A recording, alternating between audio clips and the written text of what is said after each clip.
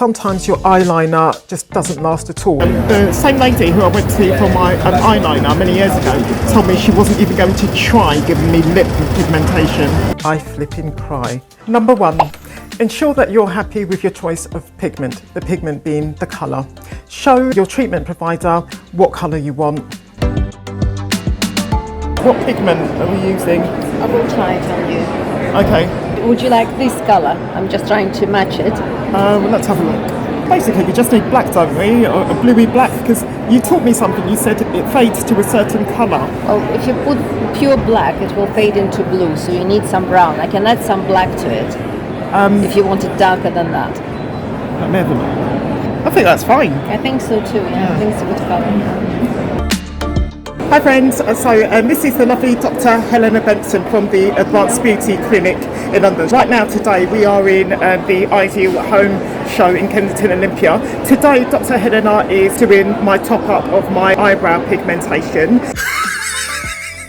Number 2, show your treatment provider how you want your eyebrows, your eyeliner, your lips, whichever of those you're having done, to look as a result of your semi-permanent makeup.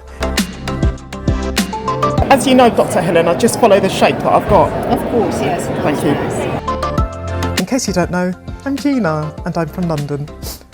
Number 3. Regarding brows, make sure you're fully educated as to the kinds of looks that you can achieve with semi-permanent makeup. For instance, there's the feathered look where the parts of the eyebrows closest to the bridge of your nose can be made a bit lighter than the rest of your eyebrows. There's also a 3D look, and I think there are other looks as well. Ask your treatment provider to show you what's on offer. Number 4. Regarding the feathered look, understand that the parts of your eyebrows that will have been feathered, in other words done a bit more lightly, will therefore fade a lot sooner than the rest of your eyebrows. You can just be prepared to have that particular area of your eyebrows done more frequently than the rest of your eyebrows, and understand that there's a cost to go with that. Number 5, and when you have your very first semi-permanent makeup, micropigmentation, you'll have one treatment and then a second treatment 6 to 12 weeks after. So the next few days it may feel a little bit scabby.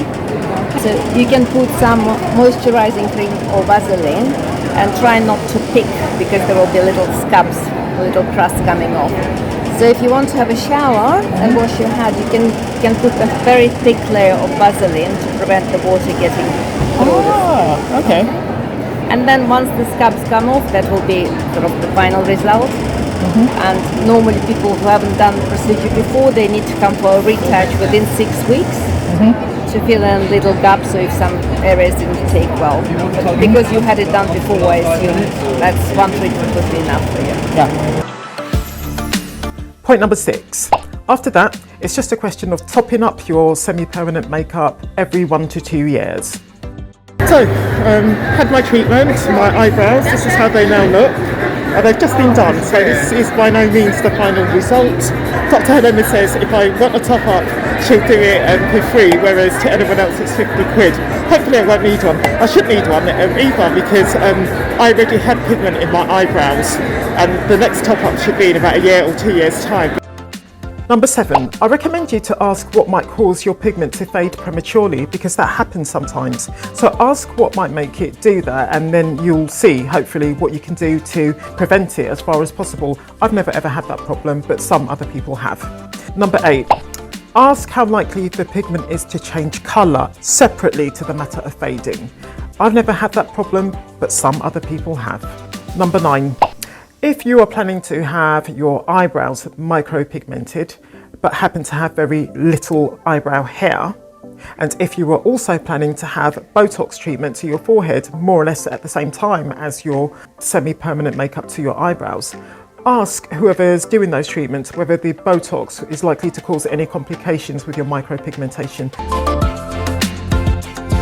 I've got a question for Dr. Helena. Suppose I wanted Botox as well. Could you do the both at the same time? I don't do Botox at the show.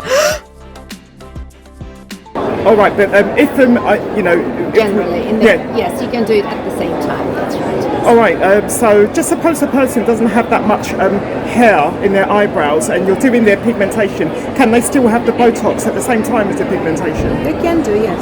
All right, okay. Why aren't you doing Botox at the time? It's a prescription medicine, so it's not. Oh my gosh, I had no idea.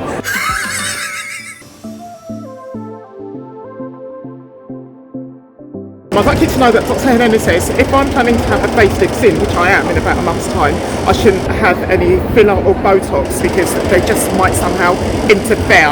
That's correct. It's better not to have any Botox or fillers or any interference with the area where you're planning to have surgery. Because you can get just distorted and will give you false results with the surgery. So it's better to have it first. And then if they want any fillers anywhere, like to add, for example, in the cheeks or the jawline, then it's possible to do it after the surgery, like a few months, about 3-4 months after the surgery. And by the way, guys, Dr. Helena, medical doctor, she used to be a cardiologist, just in case you wondered. Okay. Number 10. Having semi-permanent eyeliner done makes your eyes sore and tight for 3 or 4 days. Luckily though, it doesn't affect your vision. Number 11, sadly, sometimes your eyeliner just doesn't last at all. That's even after the second treatment. After the first treatment, we're told to expect to lose around 80% of the pigment. But then after the second treatment, we're expected to retain about 80% of the pigment. For me, even after the second treatment, most of it went away, more or less straight away. Just didn't work for me. So ask how likely you are to be in the same position and hopefully your treatment provider can tell you. What doesn't work on me is eyeliner. I tried that with another therapist and I had the 2 treatments, you know, the initial treatment and then the top-up, and I lost most of it. Even after the top-up treatment, it just doesn't... I must say, even I'm struggling with the eyebrows because normally by the 3rd time I would have like much sort of more prominent colour. Oh my gosh. People with less oily skin have a better chance of getting the semi-permanent makeup to stay as eyeliner. When they have it done. Yes, I suppose so, yeah. But eyeliner can still be done, so yeah. It just needs more passes, basically. Yeah,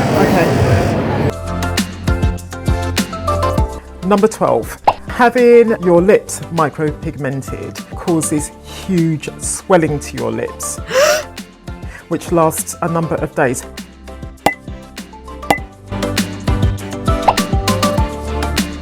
They will feel certainly very dry and crusty for the first 4 or 5 days. Okay. And when the crust comes off, sometimes it peels the pigment off, so that's why they need to retouch procedures. And on the lips, it always requires 2, 3, 4 retouches because we wet the lips, obviously, when we drink, brush teeth. And the idea with semi-permanent makeup that after the procedure, you should keep the area dry. Okay, so that's one of the reasons. So how can you keep the lips dry?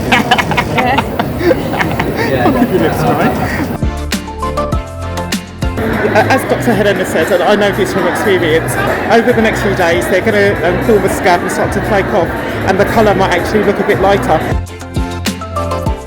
Initially, when you have your semi-permanent makeup done to your eyebrows, the colour is really, really dark, a lot darker than you expect it to be. And also your eyebrows enlarging because they're swollen.